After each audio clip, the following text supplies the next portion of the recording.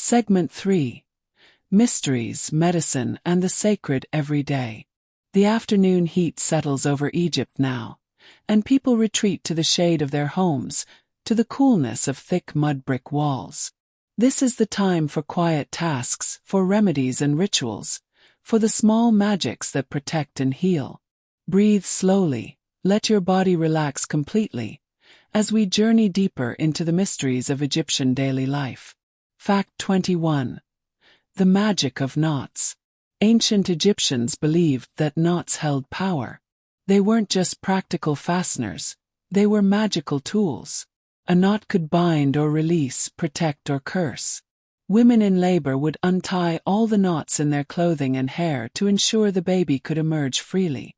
Conversely, if someone wanted to harm a pregnant woman, they might secretly tie knots near her home to bind the birth. Fishermen tied specific knots in their nets while reciting spells to trap fish. Lovers exchanged knotted cords as tokens of commitment, the intertwining threads representing their joined lives. Priests performed elaborate knot magic in temples, tying and untying specific patterns while chanting. The hieroglyph for life, the Ankh, may have originated from a sandal strap knot. To protect a house, people might tie red thread around the doorway in a particular pattern. To curse an enemy, one might tie knots in a cord while speaking their name, then bury it. The goddess Isis was called She of the Many Knots for her magical knowledge. Every time an Egyptian tied their sandal, wrapped their garment, or bound their hair, they were participating in an ancient magical system where simple knots could change reality itself. Fact 22. The Scorpion Charmers. In a land where venomous scorpions hid in shoes, under sleeping mats, and in dark corners, scorpion charmers were essential figures. These specialists claimed the protection of Serket, the scorpion goddess, and made their living treating stings and preventing scorpion problems. They would come to houses and perform rituals of protection, placing amulets and reciting spells.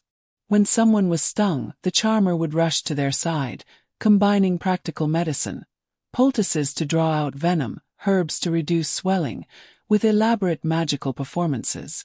They might threaten the scorpion in the victim's name, commanding it to withdraw its poison, or appeal to Serket for mercy. Some charmers claimed immunity to scorpion venom and would handle scorpions to prove their powers, though likely they'd simply built up tolerance through repeated stings. They collected scorpions, kept them in jars, and studied their behaviors. Some evidence suggests they bred less venomous varieties to use in their demonstrations. These charmers walked the line between medicine and magic, showmanship and genuine knowledge. And in the dark Egyptian night, when a child screamed from a scorpion sting, desperate parents would pay anything for someone who claimed the goddess's favor and knew which herbs might save a life. Fact 23. Bread making. Every day, in nearly every household, women ground grain and baked bread. This wasn't a simple task done quickly. It was hours of hard labor that defined the rhythm of daily life. First, the grain had to be ground using a saddle quern, a stone tool that required kneeling and pushing a smaller stone back and forth across grain spread on a larger stone. This grinding motion, repeated thousands of times, wore down the stones, so tiny bits of grit ended up in the flour. This grit slowly ground down people's teeth. Archaeological evidence shows that dental wear was universal in ancient Egypt, from pharaohs to peasants. After grinding came sifting, then mixing the flour with water and sometimes dates or honey. The dough was shaped into various forms: conical loaves, flat breads, fancy molded breads for offerings. Most homes had small clay ovens shaped like beehives, fed with dried dung or straw. The bread that emerged was chewy, hearty, sometimes sweet, often coarse. Baking bread filled the house with warmth and the yeasty smell of civilization. Mothers taught daughters the exact techniques: how hot the oven should be, how long to knead, when the dough had risen enough. This daily ritual connected every woman to every other woman, to her mother, to her grandmother, back through countless generations, all kneeling at the grinding stone, all shaping dough with flour-dusted hands. Fact 24. The dream interpreters. Ancient Egyptians took dreams very seriously. They believed dreams were messages from the gods, glimpses of the future, or visits from the dead. Professional dream interpreters would set up in marketplaces or temple courtyards, offering their services to puzzled dreamers. Some even had dream books, papyrus scrolls listing common dreams and their meanings. These interpretations were surprisingly specific. Dreaming of clean, white bread meant good fortune. Dreaming of beer meant suffering was coming. If you dreamed of your teeth falling out, someone you loved would die. Dreaming of a cat meant a good harvest. Flying meant triumph over enemies. Sexual dreams had elaborate interpretations depending on the partner and positions involved. Some interpretations seem universal across cultures, while others are distinctly Egyptian. Interestingly, the dream books noted that the same dream might mean opposite things for different people. Context mattered. If you had a particularly troubling dream, you might go to a temple and sleep in a special chamber where the god would send a clarifying dream. Or you might commission a spell to ward off the dream's negative effects. Dreams were so real, so powerful that they required professional management. The boundary between sleeping and waking was thin, and both states were equally important to navigate wisely. Fact 25. Children's games and toys. Egyptian children played with toys that would look remarkably familiar to modern eyes. Archaeologists have found wooden dolls with movable arms and legs, some with real human hair attached. There were toy animals, wooden horses on wheels, clay hippos with painted spots, crocodiles with articulated jaws. Balls made of leather stuffed with straw or reeds were used for catching games. Children played a game like modern hacky sack, keeping a ball in the air using their feet. They had spinning tops, rattles for babies, pull toys that moved when dragged on strings. Wall paintings show children playing leapfrog, tug-of-war, and various games with hoops and sticks. Board games were popular. The game of Senet was played by children and adults alike, a combination of luck and strategy that some believed could predict the future. Poor children made their own toys from mud, straw, and discarded materials, showing that the impulse to play transcends economics. What's touching is how universal these toys and games are. A child in ancient Egypt tossing a ball, spinning a top, or cuddling a doll was engaged in the same essential work of childhood that continues today. Learning through play, building skills, and finding joy in simple things. Some toys were even buried with children who died young, ensuring they'd have something to play with in the afterlife. Fact 26. The Barbers and their blades. Personal grooming was taken seriously in ancient Egypt, and barbers were important community figures. They set up shop in marketplaces, under awnings, with their copper or bronze razors gleaming. Men came to have their faces shaved, heads shaved, and body hair removed. The priests especially had to be completely hairless for ritual purity. They shaved their entire bodies every few days. Barbering was skilled, dangerous work. The barber would use oil to lubricate the skin, then carefully scrape away hair. For those who could afford it, there were finer bronze tweezers for precision work, pumice stones for smoothing skin. Women also visited barbers or performed these services for each other, removing body hair which was considered unattractive and unclean. The barber's chair was a place of gossip and news.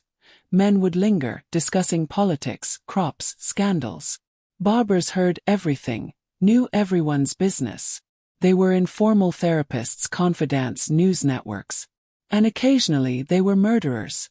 Those sharp razors made them dangerous when provoked. One ancient text warns of the barber's hard life, cutting hair from dawn to dusk, hands always moving, always careful not to slip and slice an ear or worse. Yet for all the difficulty, it was an honest trade, and a good barber was valued in every neighborhood. Fact 27. Pregnancy Cravings and Tests. Egyptian medical texts show a surprisingly sophisticated understanding of pregnancy, mixed with ideas that seem strange to us now. They had pregnancy tests. A woman would urinate on bags of wheat and barley seeds. If the barley sprouted first, the baby would be a boy. If wheat sprouted first, a girl. If neither sprouted, she wasn't pregnant. Remarkably, modern testing has shown this method was somewhat effective at detecting pregnancy. Pregnant women's urine contains hormones that can promote seed germination. The gender prediction part was wishful thinking, but the pregnancy detection had some basis in reality. Pregnant women's cravings were taken seriously and, when possible, indulged. It was believed that denying a pregnant woman's craving could harm the baby or mark it in some way. If a woman craved fish, her family would try to get fish, even if it meant going into debt.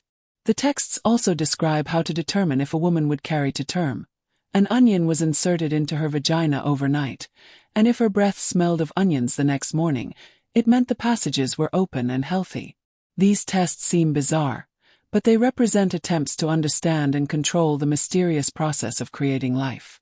Pregnancy was simultaneously natural and magical, medical and divine, and the Egyptians tried to approach it from every angle available to them. Fact 28. The sacred cats of Bastet. Cats were practical first. They killed the mice and rats that threatened grain stores. But they became sacred, associated with the goddess Bastet, protector of homes and women. Families kept cats as pets, and these cats were pampered, fed choice bits of fish, allowed to sleep on the best cushions. When a family cat died, the household would go into mourning. Family members would shave their eyebrows as a sign of grief. The cat would be mummified, sometimes elaborately if the family was wealthy, more simply if poor, and buried in special cat cemeteries. Thousands upon thousands of cat mummies have been found. At Bastet's main temple in Bubastis, there was a massive cattery where thousands of sacred cats lived, tended by priests. Pilgrims would come, commission a cat mummy as an offering to the goddess, and priests would. Well, there's dark evidence that suggests cats were bred specifically to be killed young and mummified for this purpose, a sort of religious industry. But in homes, the living cats were genuinely loved. They were protection against vermin and evil spirits alike. A cat lounging in a sunbeam on an Egyptian windowsill was both a pet and a small deity, both companion and guardian. To harm a cat, even accidentally, could result in severe punishment, even death. Fact 29. The perfume maker's secrets. Creating perfume in ancient Egypt was an art form requiring years of training. Perfume makers worked in workshops filled with enormous jars of oils, dried flowers, resins, and spices. The base was usually morina oil, castor oil, or bolanos oil, less likely to go rancid than olive oil. Into this base they would steep flowers, lotus blossoms, lilies, roses, jasmine. The process was slow. Flowers would be added, left to infuse, removed, and fresh flowers added again and again until the oil was saturated with scent. For richer perfumes, they'd add frankincense, myrrh, cinnamon, or cardamom, ingredients imported at great expense. The perfumer had to know exact proportions, timing, which scents complemented each other, which clashed. A master perfumer could identify hundreds of scents blindfolded. They created signature blends for wealthy clients. Each noble might have a personal scent as distinctive as a signature. These perfumes weren't light or subtle by modern standards. They were intense, heavy, designed to last all day and mask the less pleasant realities of life without modern hygiene.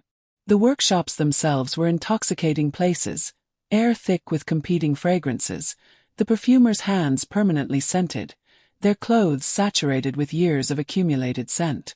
They were chemists, artists, and memory makers, because in ancient Egypt, as now, smell is the sense most powerfully linked to memory and emotion. Fact 30. The night fisherman. While most Egyptians slept, some worked. Night fishermen would pole their papyrus reed boats into the Nile's quiet waters, using torches to attract fish. The light would draw fish to the surface, making them easier to spear or net. This was dangerous work. Hippos were most aggressive at night, and crocodiles hunted in darkness. But night fishing had advantages. The fish were more active, the competition was less, and the catch could be sold fresh at dawn markets. These fishermen developed extraordinary knowledge of the river, which channels were safe, where fish congregated in darkness, how to read the water's surface for dangers below. They worked in pairs or small groups, calling softly to each other across the water, their torches bobbing like earthbound stars. Some used trained cormorants, birds that would dive for fish with cords tied around their throats, tight enough to prevent swallowing large fish but loose enough to breathe. The birds became partners, returning repeatedly to the boat with their catch. As dawn approached, the night fishermen would pole toward shore, their boats heavy with fish, exhausted but satisfied. They'd sell their catch, sleep through the hot afternoon, and as the sun set again, they'd prepare their torches and return to the water, living a life inverted from the rest of society, finding their fortune in darkness. The day grows long now in ancient Egypt. The scorpion charmer has made his rounds. Bread cools on the window ledge. Children put away their toys as evening comes. Cats stretch and yawn in doorways. The dream interpreter packs up his papyrus scrolls. On the river, fishermen prepare their torches for another night's work. Life continues in its ancient patterns, each person playing their part in the great weaving of existence along the Nile. Rest deeply now. Let these images drift through your mind like boats on dark water, peacefully, slowly, carrying you toward sleep.